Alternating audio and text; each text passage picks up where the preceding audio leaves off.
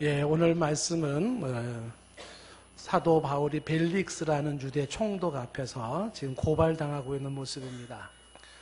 더둘로라고 하는 성경엔 변호사라고 되어 있는데 이 사람이 벨릭스 총독 앞에서 바울을 고발을 하는 내용입니다. 그 고발하는 내용을 들여다보면서 우리의 현실 세계가 어떠한지 또 같이 좀 지켜보고 복음과 십자가의 복음이 어떤 상황 속에 놓여져 있는지를 주목해 봅니다.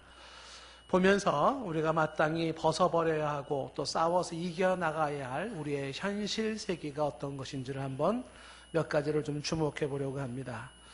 첫 번째는 이 더둘로의 고발 장면에서 악의 공조를 첫 번째 주목해 봅니다. 악의 공조라고 이렇게 이름을 붙이고 싶은데 1절 말씀에 보면 거기에 닷새 후에 대제사장 아나니아가 장로들과 어떤 장로들과 한 변호사 더둘로와 함께 내려와서 총독 앞에서 바울을 고발하니라 되어 있습니다. 닷새 후라는 것은 바울이 가이사랴 온 지 닷새 후를 말합니다. 대제사장 아나니아라고 하는 사람은 앞에서 여러 번 나왔던 사람인데 이 아나니아가 회칠한 담이라고 책망을 들었던 이 아나니아가 어떤 장로들을 동반했습니다. 그리고 변호사를 하나를 썼는데 더둘로라 하는 변호사를 썼습니다. 변사라고도 우리 이전 성경에 나와 있지만 변호사라고 하는 이 사람이 아마 말을 잘했던 거로 봐요. 더둘로가. 그래서 변호사 더둘로와 함께 지금 총독 벨릭스라고 하는 총독 앞에서 바울을 고발합니다. 여기 등장한 대제사장 아나니아는 장로들 변호사 더둘로뿐만이 아니라 9절 말씀에 보면 들러리로 사람을 동원시킨 사람이 있었어요. 유대인들입니다. 유대인들 동원된 사람들은 이제 옳소 막 이렇게 하는 들러리인데 그런 사람들까지 동원해서 저 예루살렘에서 지금 여기까지 지금 온 겁니다. 자, 이렇게 가이사랴까지 도착한 이 무리들의 모습을 우리가 먼저 주목을 해보는 것이죠. 바울을 죽이기 위해서, 바꿔 말하면 복음을 대적하기 위해서, 예수 그리스도를 부정하기 위해서 여러 사람들이 연대하는 것을 보게 됩니다. 저는 이것을 악의 공조라 이렇게 지금 이름을 붙였는데 보통 둘이 마음이 맞지 않는 사람들도 죄를 행할 때는 또 마음이 하나 되는 경우가 있어요. 성경에 대표적으로 바리새인과 사두개인들 아닙니까? 그들은 안 맞는 사람들인데 예수 그리스도를 대적하는 일에 있어서는 그들은 하나가 되었던 것을 보게 됩니다. 이와 같이 지금 대제사장이 장로들과 변호사 더둘로와 유대인들을 모아서 복음을 반대하고 바울을 죽이기 위해서 몰려드는 것입니다. 하나님의 복음을 반대하기 위하여서 이렇게까지 사람들이 하나가 되고 연합하는 모습을 주목해 보는 것입니다. 복음을 대적하는 일에 열심을 내고 있는 이들의 모습은 팀워크가 아주 잘 이루어지고 있는 것을 보게 되죠. 지금도 마찬가지입니다. 때때로 복음을 반대하고 그리스도를 반대하는 일에 많은 사람들이 동조하죠.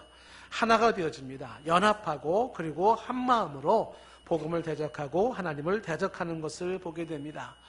그러면서 복음과 또 하나님이 한쪽으로 쏠리게 되고 심지어는 죄를 범하는 데 있어서 죄를 짓는 자들이 연대할 때 선과 의는 저 구통 위로 또 몰려지게 됩니다. 잘못된 일, 악한 일을 하는데 사람들이 모여지고 힘이 쓰여지고 선하고 아름다운 것은 저 구석탱이로 코너로 몰리게 되는 그런 모습을 보는 것입니다. 이러한 악의 공조 세력을 바라보면서 우리는 어떤 생각을 가져야 될까요? 그렇죠. 이들이 이렇게까지 불의하고 하나님이 기뻐하지 않는 일에 하나가 되고 열심을 낸다면 저와 여러분들은 복음을 가진 자로서 그리고 하나님을 믿는 자로서 더 하나 돼야 되고 더 열심을 내야 하는 줄로 믿습니다. 우리의 현실 세계가 이렇게 하나님을 대적하고 복음을 대적하는 세력들이 형성될 때 이 땅의 크리스찬들은 이 땅의 하나님의 사람들은 더욱더 우리가 연대하고 더 열심히 힘을 내서 그들과 함께 선한 싸움을 싸워야 할 것입니다. 더둘로와 함께 지금 사람들이 이렇게 공조하고 있는 모습을 주목해 보는 것입니다. 싸워야 할 모습이고 우리 사회의 한 모습을 간단하게 짚어보면서 또 하나 주목해보는 것은 이제 재판이 이루어질 때 전례대로 먼저 고소인의 고발 내용이 있고 그 다음에 피고인의 변론이 있게 되는데 그래서 이제 이 벨릭스 총독이 바울을 불렀어요. 그리고 자 고발 내용이 뭐냐 얘기해봐라 했을 때 이 지금 변호사라고 하는 더둘로가 고발을 하고 있는 내용이 3절부터 시작이 됩니다. 3절 내용을 가만히 들여다보면 이 더둘로의 그 고발 내용에서 첫 번째 3절에서 아주 구구절절히 강조하는 게 뭐냐면 아부입니다. 아부. 벨릭스 총독에 향해서 그를 향해서 아주 심할 정도의 그런 아부성 발언을 늘어놓는 것을 보게 되죠. 3절 말씀에서 인간의 비굴함이 어떤 거냐라는 걸 한번 좀 생각해 보게 되는데요. 어떤 식으로 이 더둘로가 지금 아부를 하는지 한번 볼까요? 3절 보시면 벨릭스 각하여 라고 말하면서 우리가 당신을 힘입어 태평을 누리고 또 이 민족이 당신의 선견으로 말미암아 여러 가지로 개선된 것을 우리가 어느 모양으로나 어느 곳에서나 그게 감사하나이다 라고 이렇게 이야기를 합니다. 벨릭스 각하여 라고 시작되는 이 말, 우리말로는 그냥 벨릭스 각하여 라고 되어 있는데 NIV 영어 성경에는 Most Excellent Felix 이렇게 되어 있어요. Most Excellent, 가장 위대하시고 뛰어나신, 북한식으로 말하면 위대한 영도자이시고 막 이런 식으로 지금 이제 올라가는 거예요. 가장 뛰어난 대단하신 탁월하신 벨릭스라. 그래서 쫙 벨릭스를 올려놓는 거예요. 그러면서 우리가 당신을 힘입어 태평을 누리고 있다. 그러니까 당신 같은 사람이 없었다면 우리는 태평성대를 누릴 수가 없었다. 벨릭스 당신은 우리에게 이렇게 중요한 존재입니다. 라는 것을 이야기를 하고 있는 것이죠. 그러면서 당신의 선견으로 말미암아, 선견은 선견지명인데 다른 용어로 말하면 섭리예요. 하나님에게 사용되어지는 용어거든요. 당신의 그 선견지명 섭리로 말미암아 이렇게 얘기를 하면서 우리가 여러 가지로 개선되었대요. 그러면서 우리가 어느 모양으로나 어느 곳에서나 크게 감사합니다. 이런 식으로 지금 더둘로가 고발을 시작을 하고 있는 것입니다. 이 3절 말씀은 벨릭스 각하에게 할 말이 아니라 이 말을 그대로 하나님께 하면 딱 맞을 말이에요. 가장 위대하시고 탁월하신 하나님이시여, 우리가 하나님 당신의 힘을 얻어 당신을 힘입어 태평을 누리고, 맞죠? 하나님을 힘입어 태평을 누리지 않겠습니까? 그리고 또 이 민족이 하나님 당신의 선견으로 말미암아 여러 가지로 개선된 것은 우리가 어느 모양으로나 어느 곳에서나 하나님 당신께 크게 감사하나이다. 이러면 딱 맞는 말이에요. 그런데 하나님께로 향한 찬양과 칭찬과 칭송이 아니라 벨릭스라는 한 사람을 향하여서 지극하게 하나님처럼 높이면서 이야기하고 있는 모습이에요. 더둘로의 이러한 모습에서 다분히 한 인간의 비유를 맞추기 위하여 전전긍긍하고 있는 모습을 주목해 보는 것입니다. 이게 도무지 어울리지 않는 말인 것은 역사학자들이 구구절절히 모두가 동의하는 것은 천하의 악한 총독이 한 명 있었어요. 유대의 총독 중에. 그 중에 한 사람이 벨릭스라는 사람이에요. 벨릭스는 가장 탐욕스럽고 사악하고 폭군으로 평가받는 그런 총독입니다. 그런 사람을 향하여서 지금 극칭찬을 하고 있다는 사실이죠. 1절에 여러분에게 잠시 한번 소개한 바도 있지만 벨릭스에 대한 얘기를 잠시 하자면 유다의 제11대 총독이 벨릭스입니다. 52년부터 AD 52년부터 58년까지 다스렸던 총독이었는데 이 사람이 노예 출신입니다. 노예에서 한 나라의 총독이 되기까지, 야, 대단한 신분 상승 아닙니까? 이 벨릭스가 굉장히 공부를 많이 했겠지 생각했지만 그렇지 않아요. 굉장히 처세술에 능하고 잔머리에 능한 자로 평가를 받고 있습니다. 이 벨릭스는 부인이 3명인데 그 중에 첫 번째 부인이 클레오파트라의 손녀라고 이렇게 일컬어지고 있어요. 그러면서 이 벨릭스라는 사람은 유난히 여자를 밝히고 돈을 밝히는 사람으로 평가되어 있습니다. 이 돈을 밝히는, 뇌물을 좋아하는 이 벨릭스는 이제 우리가 앞으로 봐야 될 24장 26절에도 나와 있습니다. 24장 26절에 보면은 이런 얘기가 나와요. 동시에 또 바울에게서 돈을 받을까 바라는 거로 더 자주 불러 같이 이야기하되 라고 말합니다. 바울한테서도 돈 받기를 원하는 것이 벨릭스의 모습이었었어요. 그래서 유세비우스 같은 역사학자나 여러 역사학자들에 의해서 평가하기를 벨릭스는 기회주의자이고 간교하고 그 다음에 사리사욕의 밝은 자라고 평가를 합니다. 자신의 반대파를 없애기 위해서 암살자를 동원한 것이 벨릭스였었고 때로는 강도떼를 동원해서 백성들을 약탈했던 것이 벨릭스였습니다. 그래서 오죽했으면 벨릭스가 죽었을 때 유대 백성들이 환호성을 지르면서 그렇게 좋아했다는 거 아닙니까? 그래서 유대의 여러 총독 중에서 가장 악한 최악의 총독이 벨릭스예요. 그런데 이 벨릭스를 향하여 지금 뭐라고 칭송하고 있습니까? 더둘러가, 이 변호사 더둘러가 이야기하기를, 그런 벨릭스가 가요, 지극히 위대하시고 탁월하신 분이시오. 당신 때문에 우리가 태평을 누리고 당신의 선견지명으로 우리가 그렇게 개선이 되고 어느 때나 어느 모양이나 크게 감사합니다 막 울리고 있는 거예요. 도무지 어울리지 않는 말을 지금 이 더둘러가 하고 있는 것입니다. 변호사 더둘러의 한량없는 이 찬사는 립서비스예요. 립서비스. 마음에도 없는 입술로만 막 이렇게 늘어놓는 거죠. 이 주석학자들이 한결같이 쓰는 말이 참 낯간지럽다라는 표현을 씁니다. 한 사람이 비유를 맞추기 위해서 립서비스를 막 하고 있는 모습이 낯간지럽다는 것이죠. 이것이 단지 변호사인 더둘러가 자신의 변호를 유리하게 이끌기 위해서 의례적으로 관행적으로 하는 표현이라고 하기에는 너무 지나치다라는 것입니다. 정의를 세워야 하고 진리를 찾아야 하고 진실을 파헤쳐야 하는 입장에서 더둘러의 모습에는 그러한 모습은 추호도 보이지 않아요. 정의란 무엇인가? 여기에 진리란 무엇인가? 진실은 무엇인가? 이런 것에 대한 고민이 없습니다. 단순하게 한 인간의 비유를 맞춰서 자신의 그러한 목적하는 바를 이루려고 하는 것이에요. 벨릭스라는 총독도 참 안 좋은 총독이지만 그 비유를 맞추고 있는 이 더둘러도 참 안 좋은 인간인 것을 보게 됩니다. 그 총독이나 그 변호사나 그 인간이 그 인간이다, 이렇게 평가가 되어지는 것이죠. 자, 이러한 벨릭스와 그리고 여기서 아부를 떨고 있는 더둘러 변호사를 보면서 한번 우리는 생각을 해보는 것이죠. 우리의 사회는 어떻습니까? 우리가 살고 있는 현실은 어떻습니까? 우리의 사회의 현실도 그렇지 않습니까? 유사한 현상의 모습은 아닌가 말이죠.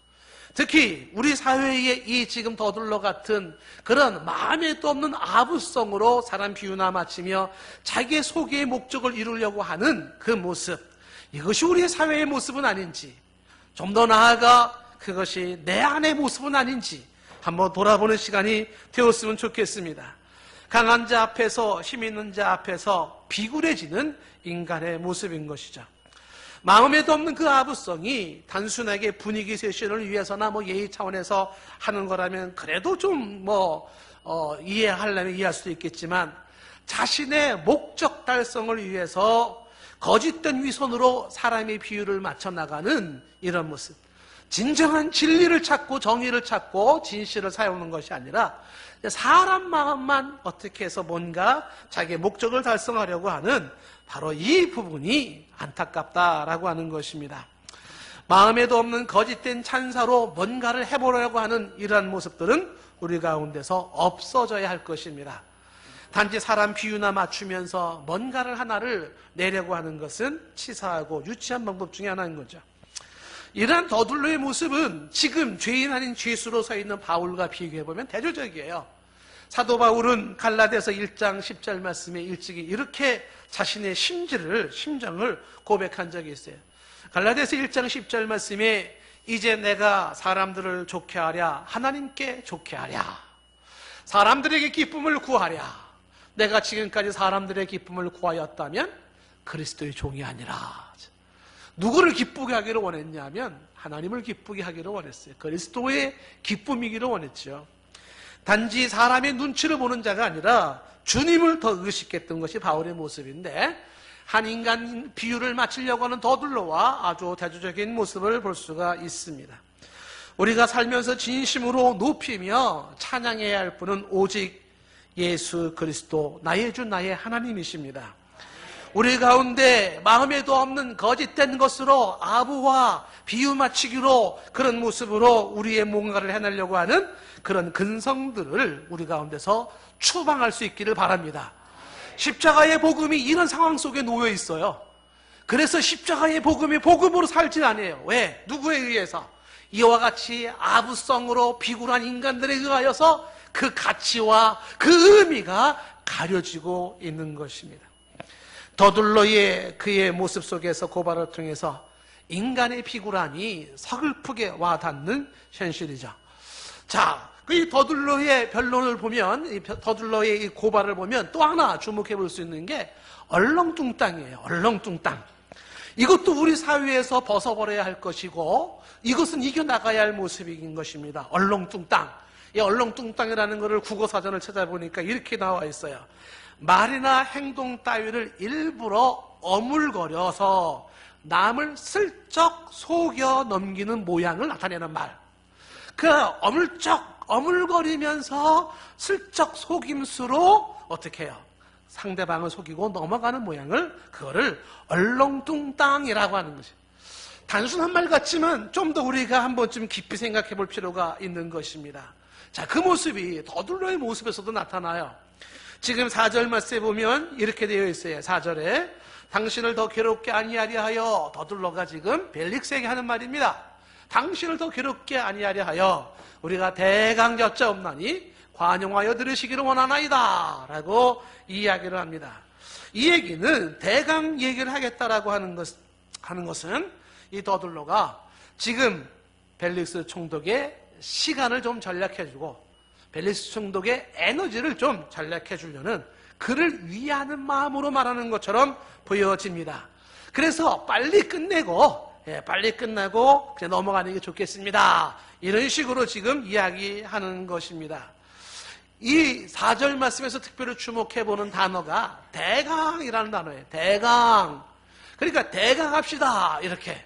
그 대강이라는 말이 간단하게, 짧게, 대충, 적당히 이런 의미를 가지고 있습니다. 대충 빨리 분위기를 몰아서 해치웁시다 하는 그런 내용입니다.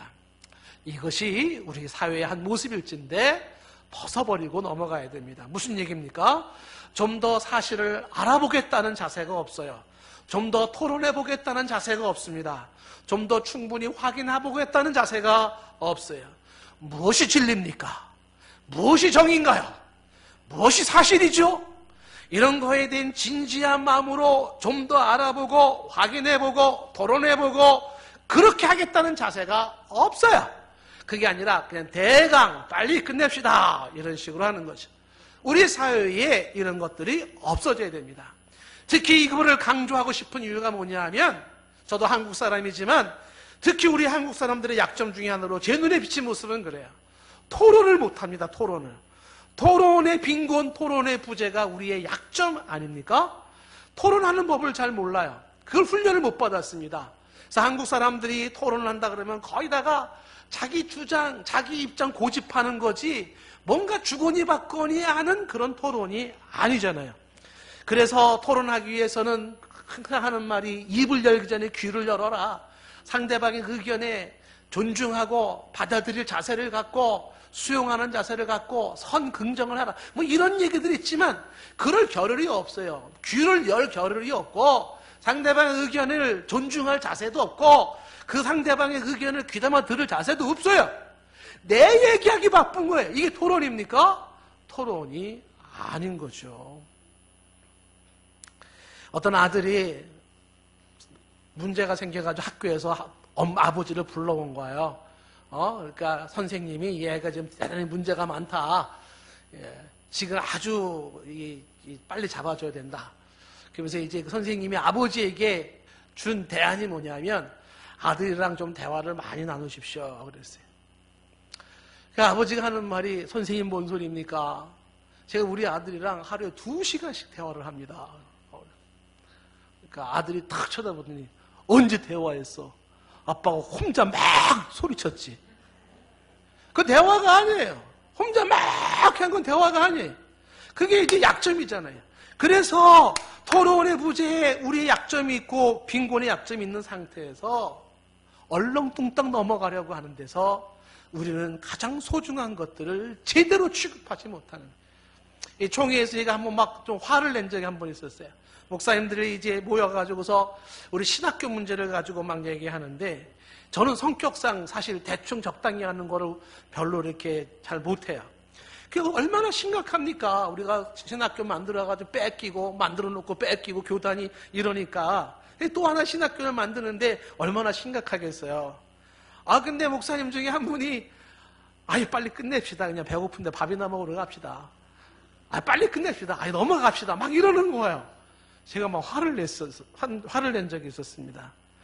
이렇게 일을 하면 안 된다. 오늘 못하면 내일에서라도 짚을 건 짚고 확인할 건 확인하고 넘어가야지. 책임을 지고 있는 사람이 그냥 빨리 합시다. 대충 됐어요. 넘어갑시다. 이래가지고 되겠냐는 거예요. 그렇게 일처리를 해놓고 사기당하고 있는 거 빼앗기고, 그 피해는 그냥 예하의 모든 교회들을 고스란히 당하고, 이게 좋지 않지 않느냐. 얼렁뚱땅 대충 넘어가려고 하는 거. 이게 우리 사회의 문제예요. 예? 기계를 하나 만들고 제품을 하나 만들어도 좀 꼼꼼하게 만들어야 되는데 대충 적당히 만들어놔요. 의사가 사람을 치료했는데 세상에 얼마나 세월이 지난데 보니까 뱃속에서 배가 아파가지고 수술한 지가 없어 몇 년, 몇십 년이 이 배를 열어보니까 그 가재가 이렇게 그게 들어있는 거야. 그것도 안 꺼내고 그냥 꾸며버린 거야. 이렇게. 왜 이런 식으로 일을 해야 돼? 소수죠. 이게 전부 다는 아니에요. 그런데 우리 사회에 뭔가 대충 넘어가려고 하는 거예요. 얼렁뚱땅. 이게 지금 더 둘러가는 말이야. 대강 이렇게 합시다. 대강 이렇게. 이렇게 넘어가자라고 하는 것입니까? 모든 것을 질질 시간 끌자라는 걸 말하려는 건 아닙니다. 항상 충분하게, 정확하게, 분명하게 짚고 넘어가는 자세가 필요해요. 특히 사안이 중대할수록 그래요. 진리가 무엇인지, 정의가 무엇인지, 사실이 무엇인지, 이런 것들은 얼마나 중요한 문제입니까? 한 사람이 지금 의인이냐 죄인이냐, 이 사람은 상을 줘야 되냐 벌을 줘야 되냐, 살려야 되냐 중요해야 되냐, 이런 문제도 얼마나 심각합니까? 그걸 어떻게 대충 넘어갈 수 있겠습니까? 그건 아니라는 것이죠. 그런데 이게 우리 사회의 한 모습이라는 생각 앞에 우리는 서글픔이 생기는 것입니다. 혹시 우리 모습 속에도 이런 모습이 있다 그러면 싸워서 이길 수 있기를 바랍니다. 십자가의 복음이 지금 얼렁뚱땅 대충 넘어가려고 하는 그 속에 이 복음도 그렇게 갇혀 있는 것이죠. 자, 이 너둘러의 지금 이 고발 속에서 우리는 이제 또 하나 주목해보고 싶은 게 있어요. 그게 뭐냐면 거짓된 모함과 누명입니다. 한 인간을 바보로 만드는 게 시간 문제예요. 한 인간을 죄인 만들고 한 인간을 죽이는 게 시간 문제입니다. 거짓된 모함과 누명으로 한 인간을 완전히 망가뜨리는 모습을 보게 되는데, 자, 어떤 내용입니까? 5절 말씀 보실까요? 이 더둘러가 이렇게 얘기를 합니다. 우리가 보니 이 사람이 누구겠어요? 바울입니다. 바울 이 사람은 전염병과 같은 자라. 전염병 같대요. 천하에 흩어진 유대인들을 다 소유하게는 하는 자예요. 나사렛 이단의 괴수, 우두머리라, 이렇게 얘기합니다. 듣는 바울 입장에서 기분 되게 나쁠 거예요. 네? 혹시 여러분 이런 소리 들어봤어요? 전염병 같은 인간이라고. 만약 그게 나한테 주어진 얘기는 어떻게 했어요? 얼마나 화나겠습니까? 그렇죠? 제가 이 말씀 보다가 고등학교 때 생각이 난 거예요. 야간 자율학습 밤 10시쯤 됐나요? 친구가 안 왔어요. 그래서 왜 안 왔나 그랬더니 수업하고 있는데 친구가 술을 잔뜩 취해가지고 온 거예요. 교실 앞문은 선생님 들어오는 문이고 뒷문은 학생 들어오는 문인데 교탁 있는 앞문을 팍 얘가 문을 여기 들어온 거. 술이 잔뜩 취해가지고. 그리고 그 선생님한테 걔 막 욕을 하면서, 예? 선생님이 얼마나 당황했겠습니까? 근데 이 애가 상처가 생긴 거예요. 그게 뭐냐면 선생님한테 그러는 거예요. 넌 내가 암적인 존재다 안 했지? 내가 왜 암적인 존재야? 막 울더라고요, 애가. 내가 왜 암적인 존재냐는 거예요. 근데 선생님은 언제 그런 말 했는지 기억도 잘 안 나세요. 근데 얘는 상처가 된 거예요. 왜 내가 암적인 존재냐? 왜 선생님이 나한테 그렇게 말하냐는 거예요. 그래서 그날 저녁에 수업도 안 오고 술 먹고 들어와가지고 그러는 거예요. 여러분 얼마나 기분 나쁘게 했어요. 그 말만 들어도 기분 나쁘잖아요. 여러분 혹시 여기 계신 분들 중에 누군가로부터 상처되는 말을 듣고 그거 생각하면 가슴이 아린 사람이 있을 거야. 그때 남편이, 시어머니가 나한테 그런 말을 했지, 뭐 나보고 뭐가 같다 그랬지, 뭐 이러면서, 그 사도 바울이 지금 전염병 같다고 공개적으로 지금 얘기를 하고 있는 거예요. 천하에 흩어진 유대인들을 다 소용하게 하는 자고, 나사렛 이단의 우두머리라고 그렇게 막 몰아붙이고 있습니다. 전염병 같다고 얘기하는 것은 전염성이 강해서 짧은 시간에 많은 사람을 죽이는 무서운 질병이라는 거예요. 인간이 그런 인간이라고 얘기하는 거죠. 사도 바울의 복음 사역이 짧은 시간에 많은 사람을 인도했던 것을 악평한 것으로도 보여지는 것입니다. 바울은 여러 사람을 죽이는 무서운 전염병이라고 그렇게 얘기를 하고 있습니다. 그렇게 얘기한 것은 이러한 존재는 혐오의 대상이고, 이렇게 얘기하는 것은 이런 대상은 거부해야 되고 박멸해야 되고 제거해야 할 대상이라는 것을 말하고 싶었던 것이죠. 생명의 복음을 죽음의 연병으로 비유하고 있어요. 더둘로의 영적 상태가 어떤지를 볼 수가 있어요. 살리는 자를 죽이는 자로 이야기하고 있고, 희망의 복음을 절망의 그런 전염병으로 전락시키고 있는 인간의 완악함과 무지가 어떠하냐, 그걸 우리가 보는 것이죠. 가장 필요한 자를 불필요한 자로 여기고, 가장 소중한 자를 가장 무가치한 자로 여기고, 가장 선한 자를 악한 자로 여기고, 이게 인간 사회의 모습이에요. 인간의 무지가 만들어내고 그저 한 인간에게 아무나 할 줄 아는 그런 사회가 만들어내는 모습이에요. 어떻게 이게 바울의 전염병이에요? 뭐가 진리예요? 뭐가 사회를 살리고 뭐가 가정을 살리는 건데, 뭐가 민족을 살리는 건데, 고민하는 흔적이 없잖아요. 대충 적당히 없어버려야 한다고 말하고 있잖아요. 그러면서 사도 바울은 소요를 일으키는 자라고, 당시에 로마법은 소요를 일으키는 자에 엄벌을 처했어요. 로마가 가장 긴장하는 게 분쟁이고 소요거든요. 그러니까 이 더둘로가 이걸 자극시켜서 소요를 일으키는 자라며 이야기하고 있어요. 바울이 언제 소요를 일으켰습니까? 한 번도 없어요. 거짓말이에요. 다 유대인들이 소요를 일으켰어요. 유대인들의 사람들은 선동해서 일으켰습니다. 바울은 소요를 일으킨 자가 아니에요. 거짓말을 드러내면서 한 인간을 몰아붙이는 거예요. 그렇게 죽이는 거죠. 그리고 나사렛 이단의 우두머리를 하고, 나사렛이라는 것을 예수 그리스도를 지칭하는 말 아닙니까? 그래서 그를 따르는 자를 나사렛 땅이라 그랬어요. 그 예수 따르는 자들을 다 이단으로 간주해버렸어요. 오늘날 사회에 그래요.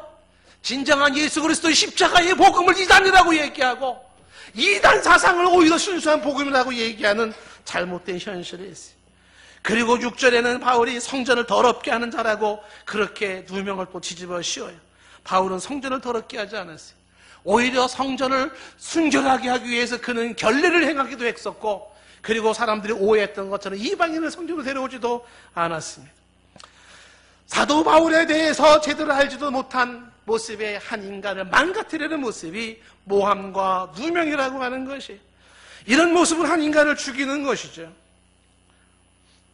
10월 5일날 수요일날 국민일보에 칼럼 내용이 제가 어려웠어요. 제목이 뭐냐면 책임 좀 지고 삽시다, 이게 제목이에요. 이 지금 그 국민일보 수석 논설위원인 김명호 씨가 이거를 글을 썼습니다. 일부 내용을 읽어보면은 우리 사회의 답답한 모습에 가슴을 치면서 쓰신 것 같아요. 이런 내용이 들어있습니다. 늘 그랬듯이 허상을 만들거나 대상을 왜곡시켜 놓고 무차별 비판하는 이른바 의도적인 허수아비 때리기, 이 전략을 쓰고 있는 현실을 꼬집어요. 허수아비 때리기. 대상을 왜곡하거나 허상을 만들어 놓고 비판하면서 허수아비 때리기로 몰아붙인단 말이죠. 그러면서 지지층들의 쾌감을 주고 지지층들의 결집을 만들어내는 이런 무책임한 현실사회, 정치사회를 꼬집어 얘기하고 있는 거예요. 우리 사회가 그렇다라는 거예요. 허수아비 만들어 놓고 지지층들 쾌감을 주면서 결집시켜요. 아니면 말고예요. 이런 식으로 사람들을 모아먹는 현실이라는 거예요. 서로 무책임하게 책임을 떠난 게 급급한 사회를 이야기를 하고 있습니다. 그래서 이번에 이야기하기를 문제를 피해가고 덮고 가는 데는 선수가 되어 있는데, 문제나 갈등을 푸는 능력은 젬병인 이 사회, 젬병이래, 젬병. 문제를 피하고 덮고 책임 전가하는 데는 선수들이에요. 근데 그 문제를 풀고 갈등을 푸는 데는 젬병이에요. 이런 사회를 안타까워하는 것이죠. 그러면서 정치나 사회가 좀 더 냉정해졌으면 좋겠다, 이런 얘기를 하고, 지금의 한국 정치는 침묵의 무책임 카르텔이 형성되어 있다. 카르텔이 형성되어 있다. 예? 동업하는 자들이 단합해가지고서 다른 사람 왕따시키고 막 하는 거 아니에요? 그런 식으로 나가고 있다. 제목이 뭐예요? 책임 좀 집시다. 책임 좀 집시다.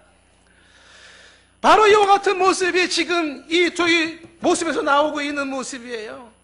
뭐라고 얘기를 하고 있습니까? 지금 한 인간을 전염병 같다 뭐 얘기를 하면서 천하를 소요를 시킨다, 무슨 이단의 우두머리다, 성전을 지금 소유케 한다 그러면서 몰아붙여 한 인간을 죽이려고 하는 것이죠. 이것이 우리의 현실일진데 혹시 그것이 우리의 모습에 있다 그러면 반드시 헤쳐나가야 합니다. 이겨나가야 할 모습이에요. 복음이 여기에 가려져 있는 것이죠. 여러분, 법정에 서놓는 사도 바울의 모습을 한번 생각을 해보십시오. 악의 세력들이 공주하고 물밀듯이 쓰나미처럼 몰려들고 있어요. 소리를 지르고 죽여야 된다고 외치고 있어요. 자신을 고발하고 있는 사람은 단지 권력자에게 아부하며 비유를 맞추면서 비굴한 모습으로 그런 식으로 문제를 해결하려고 해요. 얼렁뚱땅 대충 싸잡아서 죽이려고 해요. 정의, 공의, 진리, 거기에 대한 숭고한 고민이, 몸부림이 없어요. 그냥 몰아붙여요. 분위기로 몰아가는 것이. 한 인간에게 모함을 주고 한 인간에게 누명을 씌우고 매장을 시켜버리는 그런 현실 세계. 이 앞에 서 있는 사도 바울이 얼마나 외로웠을까 생각을 해봤어요. 그러한 현실 속에 있는 사도 바울은 얼마나 힘들었을까 생각을 해봤어요. 그것은 바울의 외로움이나 바울의 힘겨움이 아니에요. 그것은 복음의 외로움이고 복음의 힘겨움이. 복음이 외로워요. 복음이 힘겨워요. 십자가의 생명의 복음이 외로워요. 십자가의 생명의 복음이 힘겨워요. 어디에서? 이런 악의 공조 속에서, 이런 인간의 비굴함 속에서, 이런 얼렁뚱땅 대충 넘어가는 사회 속에서, 이런 모함과 이런 누명의 사회 속에서 진리가 외로워요. 복음이 외로워요. 눈물 나리만큼 외로워요. 서글퍼지는 것이죠. 이 모습은 마치 빌라도 앞에 서 있는 예수 그리스도의 모습과 같아요. 예수 그리스도를 빌라도 앞에 섰을 때 사람들은 흥분하며 소리를 질렀습니다. 십자가에 못 박으소서! 십자가에 못 박으소서! 예수님을 통하여 빵을 먹고 밥을 먹고 병을 치료받았던 수많은 사람들이 예수님을 향하여 소리를 지르는 거예요.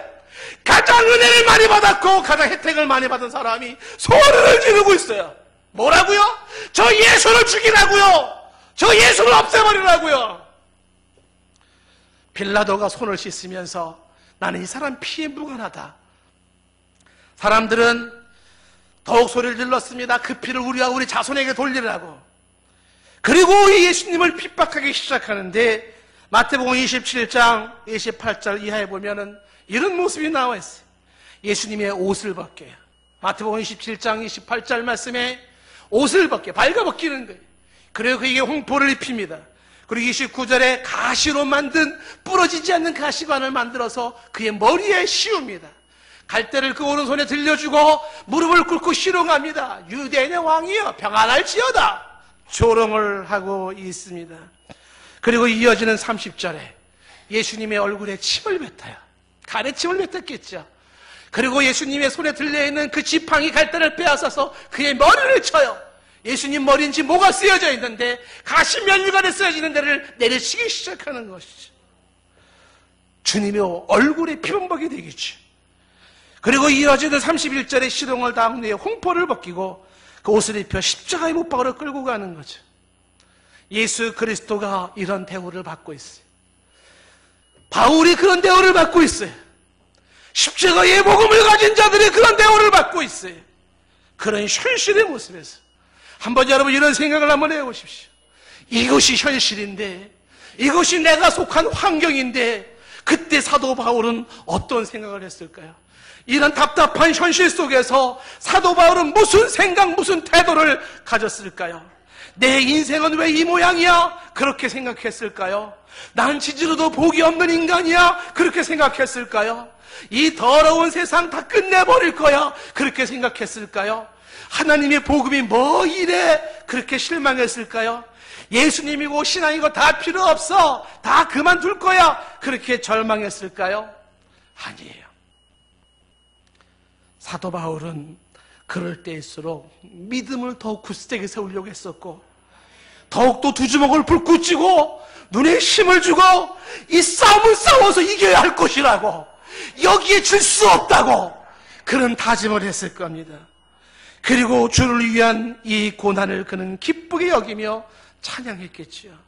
주를 위한 이 고난, 생각해보면 모든 사람들이 거부하고 모든 사람들이 배척하는 것이지만, 생각하면 생각할수록 나 같은 죄인을 구원한 십자가의 복음을, 나 같은 더러운 인간을 영원한 생명으로 구원한 십자가의 복음을, 주님의 그 보혈을 그는 눈물로 붙잡았겠지. 내가 주를 위하여 고난받는 것을 기뻐했겠지. 주 예수 그리스도 십자가의 사랑, 십자가의 능력, 십자가의 소망을 그는 붙잡았겠지. 현실 세계 속에서 절망하고 불평하는 게 아니라 그 십자가 붙잡고 그는 그렇게 아마 울었을지 몰라요. 갈라디아서 6장 17절에 말한 것처럼 이제 이후로 누구든지 나를 괴롭게 하지 말라. 내가 내 몸에 예수의 흔적을 가졌노라. 내가 예수님의 상처를 가지고 있어요. 그것은 영광의 상처예요. 자랑스러운 상처예요. 십자가를 아는 자, 복음을 아는 자들, 그것을 붙잡기 위해서 흘려야 했던 눈물의 흔적들, 그것을 놓치지 않기 위해서 흘려야 했던 피의 흔적들, 그것은 자랑이에요. 긍지예요. 더 이상 나를 괴롭게 하지 마십시오. 나에게 딴 얘기 하지 마십시오. 나는 이 험한 십자가를 붙잡을 겁니다.